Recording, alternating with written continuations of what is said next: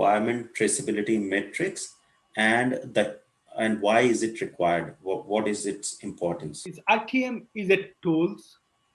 So basically, when any customer gather all requirements same place, so developer or tester, our job is the implement all requirement on the system.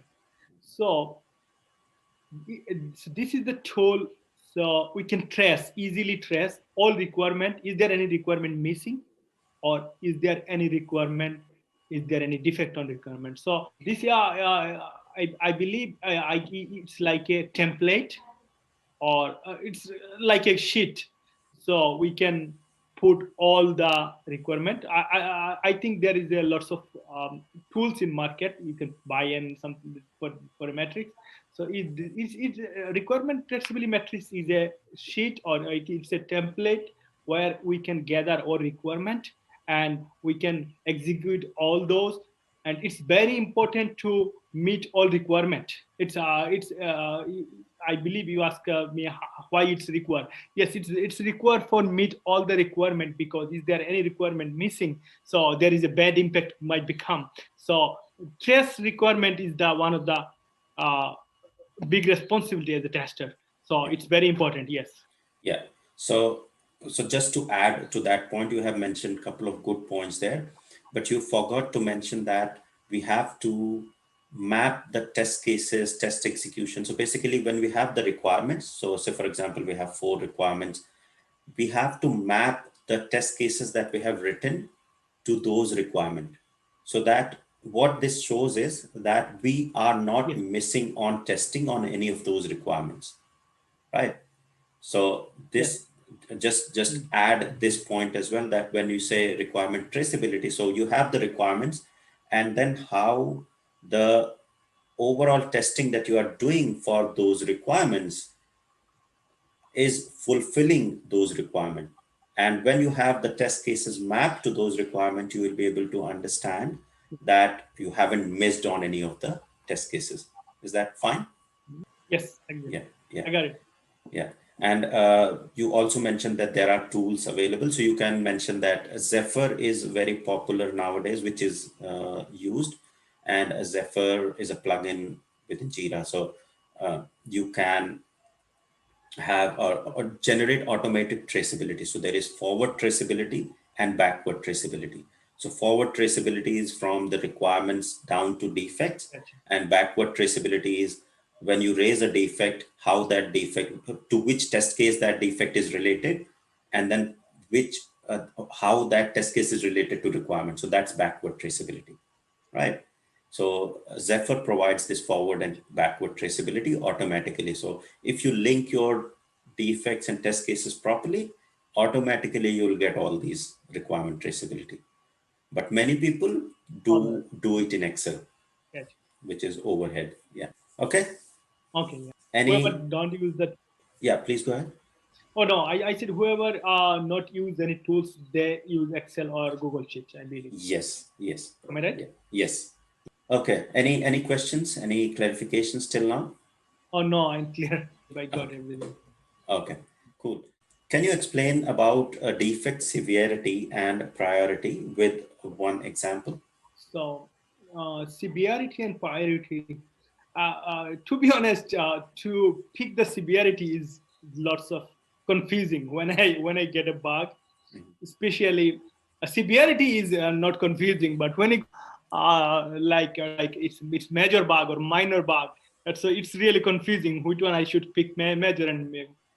Severity means how impacted this bug is, how my system impact for this bug. And priority mean what I mean, how important to fix it. It has to fix now, or it can be delayed. That's a very simple question to me. But if you ask me any example, so let tell you the very common example, like let's go back to Expedia. If you click where to, and if you pick any airport, like think about that. So there is no airport in the shop, so you are stuck. So think about you are trying to pick the Sydney International Airport. So nothing is comes up. So you cannot go back, go further. So there is no transaction. Even you cannot see the price because you are not. So those most severe and priority you should say number one priority because you have to fix it. And if you go to the think about the if you are getting the go to the you can click but there is no drop down but you can manually pick up the Sydney airport. Still there is a customer impact but it's not block you, so it's not a blocker. So it's kind of a major bug because there is no drop down. You can write it Melbourne airport and something. But nowadays if any customer if he didn't pick the drop down he will get leave of this website and go to Priceline. So it's really impact your market. So obviously, so those the way I think. And if you go to the more law, like think about that there is a spelling truncated or a picture truncated, airlines picture truncated. Those still are bug, but not impacting that much. So those are minor severity in my sense. So Yes. I always speak, but it's confusing. Still, it's confusing. Yeah. Yeah, I think you're absolutely correct on all the examples that you have given, and your understanding is perfectly fine. Now, when it comes to the actual project, and when you have to figure out which severity I'm going to assign to a particular defect, that's where it becomes a bit challenging.